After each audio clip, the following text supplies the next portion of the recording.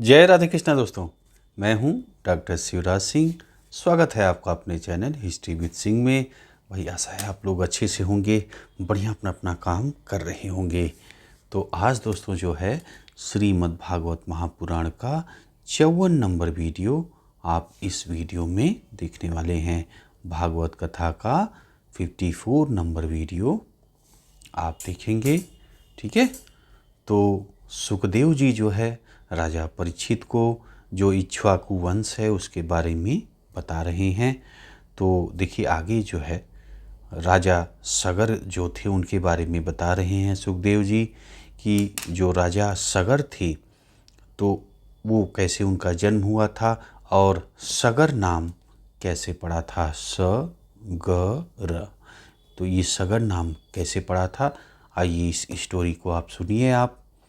तो देखिए इनकी जन्म की भी बड़ी रोचक कथा है। जैसे इनकी माता को जब ये गर्भ में थे तो जब ये पता लगता है, सौतेली माँ, इनकी जो सौतेली माएँ थी, क्योंकि राजा की तो आप जानते हैं कई सारी रानियाँ होती थी, तो उन रानियों को पता लगता है कि इनकी माता गर्भ में है। तो वो जो सौतेली माएँ थे इनके माता के सगर की जो माता थी उनके भोजन में जहर दे देती हैं, विष दे देती हैं, है ना। तो क्या होता है, अब देखिए इससे जो है तब भी राजा सगर को कोई दिक्कत नहीं होती, उनका जन्म होता है ना। और जो है अब देखिए इनका जब जन्म हुआ है तो लिखा है इसमें कि ये जो है विष के साथ पैदा हुए हैं, है ना। गर, यहाँ पे आपने देखा सगर है, गर यानी क्या होता है, विष, है ना। तो विष के साथ जो है ये पैदा हुए, इसीलिए इनका नाम सगर पड़ा, है ना। तो इसलिए जो है सगर राजा के नाम से प्रसिद्ध हुए हैं। और ये जो है बहुत प्रतापी राजा थे और कई जो है राजाओं पे इन्होंने विजय पाई, है ना। उसके बाद अब आ जाइए आगे जो है देखिए सुखदेव जी आगे स्टोरी बता रहे हैं कि कैसे जो माता गंगा हैं, जो गंगा जी कैसे आई हैं, है ना, कैसे धरती पे आई हैं और कौन लाया है, अब इसकी स्टोरी बता रहे हैं। तो देखिए कह रहे हैं कि भाई जैसे भागीरथ ने गंगा जी को लाया है, ये आपने पढ़ा होगा।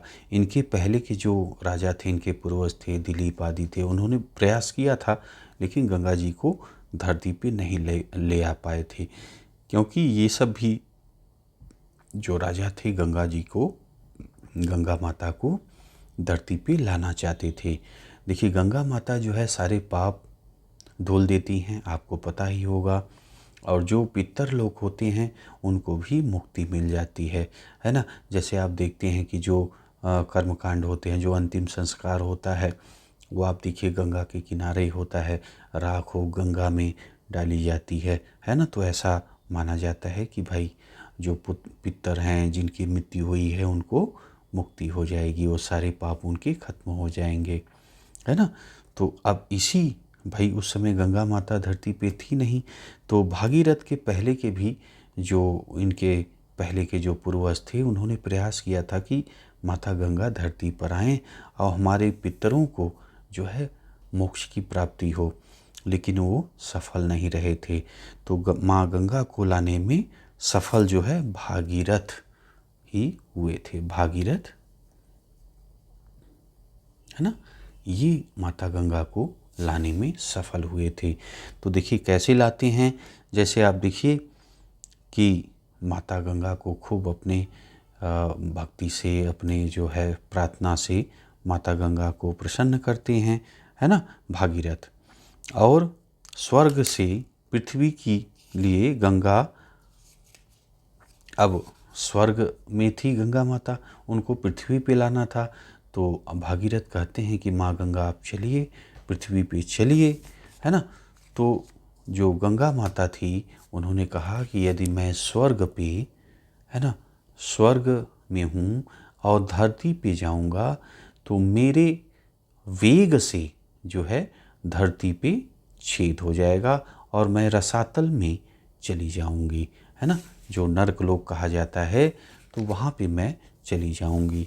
अब देखिए, अगर मैं वहाँ पे चली गई तो वहाँ पे जो पापी हैं सबका पाप धुल जाएगा, है ना, फिर मेरे पाप कौन धोएगा। ये सब बातें चल रही हैं कि भाई पहले तो आप ये बताओ, ठीक है मैं आपसे प्रसन्न नहीं हूँ, मैं धरती पे चलती हूँ, लेकिन मेरा वेग संभालेगा कौन। मैं जब गिरूंगी तो वेग मेरा संभालेगा कौन, है ना। तो फिर माँ गंगा से पूछते हैं कि भाई तो आप उपाय बताइए कि कैसे मैं आपको धरती पे ले चलूँ। तो माँ गंगा कहती हैं कि आप जो है भगवान शिव को प्रसन्न करिए, और वो अगर प्रसन्न हो गए तब आपका काम बन जाएगा। तब जो है भागीरथ भगवान जो शिव हैं उनको जो है उनके लिए उनकी प्रार्थना करते हैं, उनकी आराधना करते हैं, उनके लिए तप करते हैं, है ना। तो तप से वो भगवान जो शिव हैं वो प्रसन्न होते हैं, और वो अपने जो जुटा है, जो है ना उनके बाल हैं, तो वहाँ पे अब बोलते हैं ठीक है मैं आइए गंगा माता, तो वो जो है धारण करते हैं भगवान शिव अपने सर से, और फिर जो है बहती हैं। तो भगवान शिव जो है अपनी जटा में गंगा माता को क्या देते हैं, संभाल लेते हैं, है ना। तो धरती पे जोर नहीं जाता, है ना।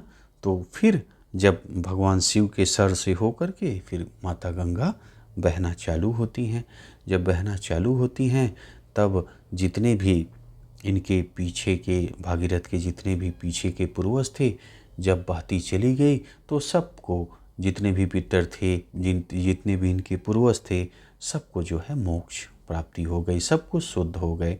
यहाँ तक कि जिनको भी बहुत बड़ा श्राप लगा था, है ना, बड़े बड़े जो भी कई तरह के श्राप जिनको भी लगे थे, माँ गंगा के स्पर्श होते ही वो सब उनके श्राप खत्म हो गए और सबको जो है मोक्ष प्राप्ति हो गई, सब जो है पाप से शुद्ध हो गए।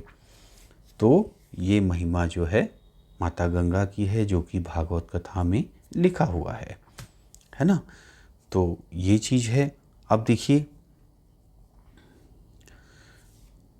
अब आगे चल के जो इक्ष्वाकु वंश है उसमें आगे चलकर अब देखिए एक चीज़ और आपको पढ़ने को मिलती है कि जो परशुराम थे, आपने पढ़ा होगा कि इन्होंने क्षत्रिय विहीन कर दिया था धरती को, है ना। आप अक्सर पढ़ते होंगे तो उसमें पढ़ने को मिलता है कि परशुराम ने धरती को, पृथ्वी को क्षत्रिय विहीन कर दिया था, है ना। तो अब आपके माइंड में होगा कि अगर परशुराम ने क्षत्रिय विहीन कर दिया धरती को, तो ये क्षत्रिय बचे कैसे हुए हैं, है ना। तो देखिए इसकी कहानी आप समझिए कि अस्मक के पुत्र थे मूलक, है ना। मूलक जो थे, इनके बारे में बताया जाता है कि इन्हें जो है स्त्रियों ने बचाया था, है ना। अपना छुपा ली थी स्त्रियों कहीं पे, मतलब इसमें लिखा है कि स्त्रियों ने इनको बचाया था, है ना। तो अब कहीं पे या तो छुपा दी होंगी या जो भी की होंगी, मतलब स्त्रियों ने बचा लिया था इनको, और बाकी सब क्षत्रिय जो है मारे गए थे। परशुराम के हाथों क्षत्रिय विहीन पढ़ने को मिल रहा है ना। तो अब यही बचे, और कौन बचाया, स्त्रियों ने बचाया, है ना। तो इसलिए इनका नाम जो है दूसरा नाम नारी कवच भी पड़ा, है ना। अब देखिए सारे क्षत्रिय तो खत्म हो चुके थे, तो ये मूलक बचे हुए थे क्षत्रिय, और इन्हीं से जो है क्षत्रिय वंश का नाम, जो माने आगे की पीढ़ी, यहाँ पे लिखा है कि पृथ्वी के क्षत्रियहीन हो जाने पर यही क्षत्रिय वंश का मूल हुआ, है ना। तो क्षत्रिय विहीन होने के बाद यही जो है मूल रहे, है ना, यही बचे, इन्हीं से आगे क्षत्रियों की जो पीढ़ी निकली धीरे धीरे। आज हम लोग देखते हैं कि जो क्षत्रिय बचे हुए हैं वो इन्हीं के वंश से बढ़े हैं, है ना, ऐसा लिखा है। ठीक है, तो अब आ जाइए, अब बढ़ते हैं हम लोग जो भगवान राम हैं उनकी जो पूर्वज थे उनको भी आप जानिए। तो मूलक के बारे में आप समझ गए, ये अस्मक के पुत्र थे, है ना। और ये जो है बच गए थे परशुराम के जो वध करने से, मतलब जो सब क्षत्रिय विहीन कर रहे थे उसमें ये बच गए थे। तो ये स्टोरी आप समझ गए। अब आ जाइए मूलक के जो पूर्वज हैं, मतलब उनके जो आगे के बेटे नाती होते हैं उनको देखिए। और मूलक जो हैं ये पूर्वज हैं भगवान राम के, है ना।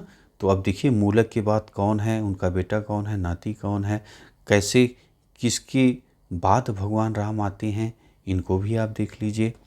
तो देखिए जो मूलक थे उनका पुत्र होता है दशरथ, है ना। दशरथ के पुत्र होते हैं एडविड, है ना, एडविड, एडविड, है ना। तो ये होते हैं। और एडविड के पुत्र होते हैं विश्वसह, विश्वसह के पुत्र होते हैं चक्रवर्ती खटवांग राजा, है ना। और खटवांग राजा के बारे में लिखा है कि इन्होंने दैत्यों का वध किया है, ठीक है। अब देखिए खटवांग राजा का पुत्र होता है दीर्घबाहु, है ना। और दीर्घबाहु के पुत्र होते हैं रघु, रघु के पुत्र होते हैं अज, अज के पुत्र होते हैं महाराज दशरथ, है ना। और महाराज दशरथ के आप जानते हैं कि 4 पुत्र हुए थे, भगवान राम, लक्ष्मण, भरत, शत्रुघ्न, है ना। इनकी पत्नी थी सीता, ठीक है। तो इनकी भाई भगवान राम की जो स्टोरी है, दशरथ के पुत्र भगवान राम हैं, उनकी स्टोरी तो आप जानते ही होंगे भाई, है ना। पूरा रामायण आपने देखा ही होगा कि कैसे भगवान राम का जन्म हुआ है, कैसे शिक्षा उन्होंने लिया है, कैसे उनका वनवास हुआ है, कैसे रावण को उन्होंने हराया है, कैसे अयोध्या पे शासन किया है ना। तो कैसे लव कुश हुए हैं, कैसे सीता जी जो है ना, कैसे ज़मीन में समाहित हुई हैं, कैसे, ये तो आप स्टोरी सारी चीज़ें जानते हैं, है ना। तो इसे बताने से कोई मतलब है नहीं, क्योंकि मैं मान के चल रहा हूँ कि भाई आप जानते ही होंगे, क्योंकि टीवी सीरियल में सब में कई बार दिखाया है ना। अगर फिर भी आपने नहीं देखा है रामायण, तो आप रामायण देखिएगा पुराना वाला, जो DD1 पे भी आता था, शुरुआत में जो रामायण है वही देखिएगा। तो उसमें क्या है, पूरा विस्तार से और बहुत अच्छा रामायण है, एक एक चीज़ आपको अच्छे से बताया गया है, आप अच्छे से रामायण को समझ पाएंगे। तो आप पुराना वाला अगर रामायण अभी तक आपने नहीं देखा है तो पुराना वाला रामायण आप देखिए, है ना। तो अब देखिए भाई, उसके बाद आपने देखा कि भाई भगवान राम शासन करते हैं। अच्छा, भगवान राम के जब शासन कर रहे थे तो उनके बारे में लिखा है, उस समय जब भगवान राम शासन कर रहे थे तो न तो कोई शोक था, न तो कोई लालच था, न कोई घृणा थी, है ना। यहाँ तक कि जब व्यक्ति जो उनके राज्य में था, जब कोई व्यक्ति चाहेगा तभी उनकी मृत्यु होती थी। सोचिए कितनी बड़ी बात थी कि जब, जैसे मैं हूँ उनके राज्य में, भगवान के राज्य में, तो अगर मैं चाहूँगा तभी मेरी मृत्यु होगी, अगर मैं नहीं चाहूँगा तो मेरी मृत्यु नहीं होगी, है ना। तो इतना बड़ा जो है प्रताप था भगवान जब शासन कर रहे थे, जब धरती पर अपना राज्य कर रहे थे भगवान राम, है ना। तो अब आप समझ गए होंगे भगवान राम के पूर्वजों के बारे में। अगली वीडियो में मैं आपको बताऊंगा कि कैसे जो है, अब आपने महाभारत में देखा कि भाई कैसे जो है भगवान राम का क्या क्या काम किए, तो आप जानते हैं। लव कुश को भी आप जानते हैं, इनके जो पुत्र हैं। लेकिन लव कुश के बाद क्या हुआ है, कौन आया है, कौन शासन किया है, ये तो आपने नहीं देखा है अभी तक। तो इसके बारे में चर्चा हम लोग अगले वीडियो में करेंगे, है ना। अब देखिए, जैसे एक बार आप लोग रिवाइज कर लीजिए कि देखिए राम के, भगवान राम के पिता कौन हैं, दशरथ, है ना, दशरथ, दशरथ। अब भगवान राम के दादा कौन हैं, दादाजी कौन हैं, दादाजी, भगवान राम के दादाजी हैं अज, है ना। और भगवान राम के परदादा कौन हैं, परदादा। तो भगवान राम के परदादा हो गए रघु, कौन हो गए, रघु, है ना। अब परदादा के, भगवान राम के परदादा के पिताजी कौन हो गए? दीर्घ बाहु। दीर्घ, ध्यान दीजिए, दीर्घ बाहु। ठीक। और उसके ऊपर फिर दीर्घ बाहु के पिताजी कौन हैं? खटवांग। खटवांग, है ना। और इनके पिताजी, खटवांग के पिताजी विश्वसह, है ना। और विश्वसह के पिताजी एडविट, एडविट के पिताजी दशरथ, दशरथ के पिता मूलक, है ना, जो आपके विश्वामित्र ने, जिससे बच गए थे, है ना, जिसको विश्वामित्र नहीं मार पाए थे, जो स्त्रियों ने इनको छुपा लिया था, है ना। तो अब आप इस वीडियो में आपने क्या क्या जाना? आपने भगवान राम के जो पूर्वज थे उनको आपने जाना, कैसे माता गंगा धरती पे आई हैं, कैसे जो दशरथ के पूर्वज थे उनका उद्धार हुआ है, ये आपने जाना। राजा सगर आदि के बारे में आपने जाना, है ना। तो बस दोस्तों, ये वीडियो इसी पे समाप्त करेंगे। अच्छा लगा है यार तो लाइक करते हुए जाइएगा, शेयर करिएगा। मिलते हैं आपसे अगली वीडियो में। वीडियो आपने देखा इसके लिए आपका बहुत बहुत धन्यवाद।